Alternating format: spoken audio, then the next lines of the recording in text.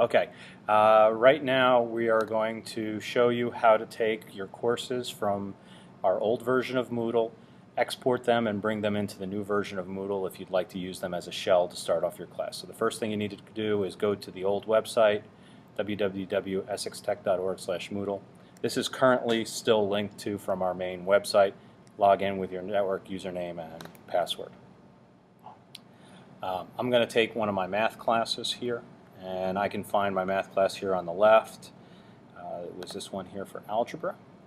Now, in your classes, one of the things that you've always had, but maybe never knew, is a files area. And in this files area, again, I'm sorry, I went a little fast there. In the administration area on the left, you'll see files. So we'll click on files. These are all the files that you normally shared with your students, but there's also a special area in here called backup data.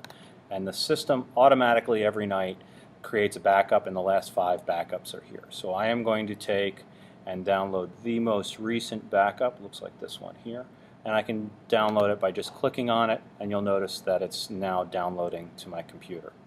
Okay, while that is downloading, that's going to take about 20 or so seconds, I need to go over to the new side of Moodle. So we're going back from Moodle 1.9 to Moodle 2.0. Correct. And how did you access the 2.0?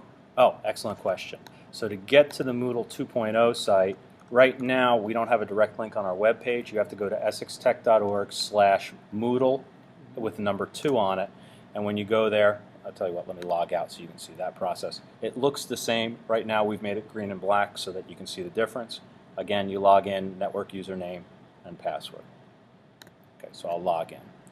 Now, one of the things that we found with bringing the courses out and bringing them back in, and what the best way to do it was, is it's easier if you create the course in Moodle 2 first and then import the old course into the shell.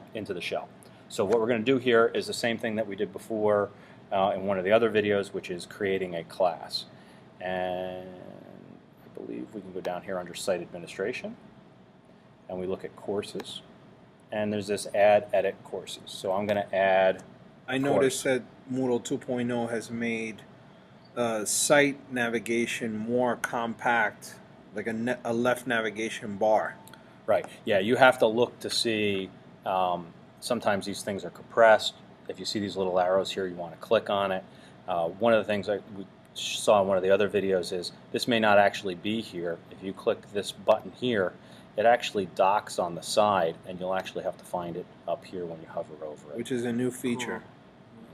Okay, so now here's 2011, 2012 classes. I'm looking at all the course categories. Since I am at West Caldwell, I am going to come here under West Caldwell, and I'm going to click on Math. I'll see the math classes. You'll see that there's no courses in this category yet, but I'm allowed to add a new course. And right now I'm in 2011, 2012, West Caldwell, Math. So when I add a course, it should go right in there. So I'm going to add a new course. And I need to give it a full name. Do you remember our naming convention, Juan? Our naming convention is the last name of the instructor. Okay. Well, no, I'm sorry. Let's go back. It's the school. Okay. So, right, last name of the instructor, and then whatever we want. and then whatever course you want. And that is the full course name as opposed to the short course name. Right. Which both have to be, are the prerequisites to creating a course. And then the short course name is WC, and then whatever the course is. AZ, our initials? Yeah, and then whatever the course is. Algebra 1. And we just do the AZ in there because these short course names have to be unique. So if you stick your 2 initials in there, that way if you're teaching Algebra 1, I'm teaching Algebra 1, we can get separate ones. And then if you have a course ID and there's a load of other variables you can put in there, but they're not mandatory. Okay. Right. So topics format is typically the format that comes up by default. That's what we're going to keep.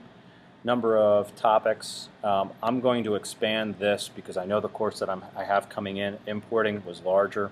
I don't remember how many it was, so I'm going to make it 19 just to be safe. The course start date I can set here while I'm here, and this is going to be September 2nd. Which is when our students return. I'm going to leave everything else pretty much the same. And hit Save Changes. If I forgot something in here, it's not a big deal. We'll come back and change it later. I'm going to want to come back and check it anyway, because when I go and restore that course, some things that I have may have changed.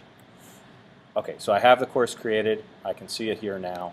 When I click on the course, I'm in here, and it is a completely blank course with nothing in it. And you'll notice that when you come into the course, you're already on editing mode. Right.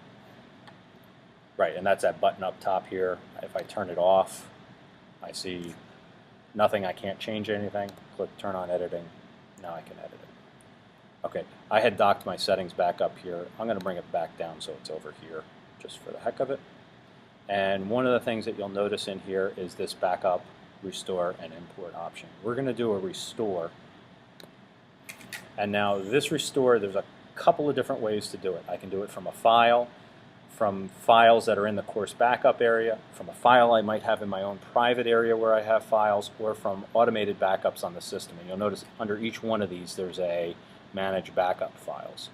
We're going to do this. We downloaded the file to the computer, so I got to choose that file. Unfortunately, it's not on the server. It's local, so I'm going to upload a file again. Choose a file. I think we put that in my downloads. So now I got to go to my downloads. And look by date modified. What we just did. I can see that course backup sitting right there. And this is just the name that I wanted to have on the server. Backup. Algebra 1. One of the new things is you can set licenses on files so that it'll display to users as to what kind of license is on it. We're just going to put, I'm going to put other on it. And since this is my backup, I'm going to keep my name on it. Okay, when I click upload the file, I see this and I'm wondering what's happening. If you look way down in the corner, you will see where it says the percentage when I'm hovered over the window. And you can see that it's up to 55, 58, 59. In a few more seconds it'll be done. Now this restore process, it's not going to happen right away after I uploaded this file. It's a several step process to go through it, so there's time for us to make sure that we really want to do this. But it beats having to rewrite your course. Correct. Okay, so here's the file, and now I have the button underneath here that says restore. So this is the restore button I want, not any of the other buttons that might be further down. Okay. This is going to be a warning that you're going to get because it was a Moodle 1 class, and it's going to try to convert it over when we go to use it. So because of that, it's going to take it a couple of seconds more to import. Now, the default is to bring it in as a new course. Since we're already in the course, we don't want to do this restore as new course. We actually want to come down here and restore into this course. And we're going to merge the data into it. So taking the old data from your course and putting into the skeleton of the 2.0 algebra course. Correct. We don't want to delete it because there's some new settings in 2.0, so the best way is to do it this way. That way you get some of the new settings in 2.0 plus your old course. And I can go in and just tailor it to the way I want it to look. Correct. So we're going to hit continue there. And this one's going to take a little bit longer. I know that it's working. This depends on your browser, but up top here I can see that this little thing is circling. That's telling me that it's thinking.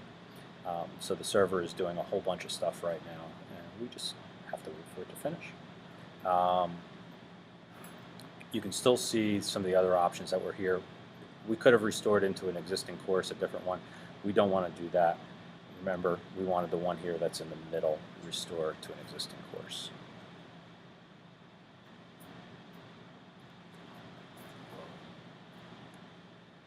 I feel like we should tell a joke or something here. Okay, now we got a whole bunch of settings. And thank God we didn't have to tell a joke. Okay, so we can see here that we don't want to normally bring users back, and so the default is that those users aren't coming back. We want to bring back all the activities and blocks that we had in the old course, so the default here is absolutely perfect. I'm going to hit next. Yeah, normally if you were moving a course that you were already teaching, you're moving it from one area to another, and you wanted to keep all the users and everything else, there's a different process we'd have to use for that. Here we're just bringing the information, and we're not bringing any of the User data with us. Okay. So here we're verifying where everything is going, the course start date, and we're not going to overwrite the course configuration. Now what you're going to notice here is every one of the things that I had in my course, there's a checkbox next to it. If I uncheck one of these boxes, that particular resource will not be imported. Right now, everything is checked, so everything is going to come in. That's a lot of information. Yeah. So I'm going to hit next. In the next step, it's going to verify that we did the right things. So all of these check boxes that were here are going to change to green checks, or they would have a red X in front of them if I didn't bring them in. It's going to verify that we can bring everything over. Okay, so here are the backup settings up top like we had before. Here's again another verification with all the green check marks. And now finally we get to the next step, which actually does something, which is to perform the restore.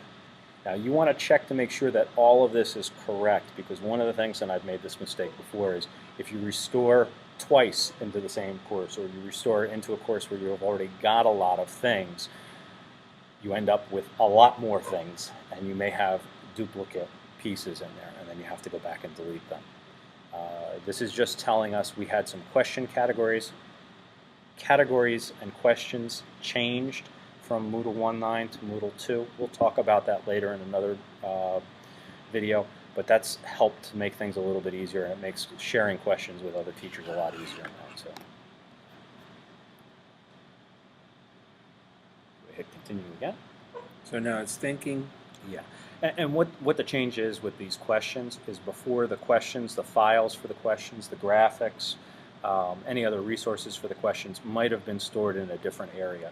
In Moodle 2, it stores everything with the question, so that when you take that question and you want to share it with another teacher, or you want to move it to another course, it moves everything related to that question that it needs. If it needs a PDF file, or if it needs a link to a particular file, website, a graphic. So the difference between 1.9 and 2.0 is that there's more of an encapsulation of information per course. Per course or per item. There was even a change in the what used to be the files area, and you'll notice that the course files area, while it's still kind of there, is done just a little bit differently. But before you had to upload everything into the server and then use the files. Correct. Now you can kind of do it all at the same time. And now this is the great message in green here that we get.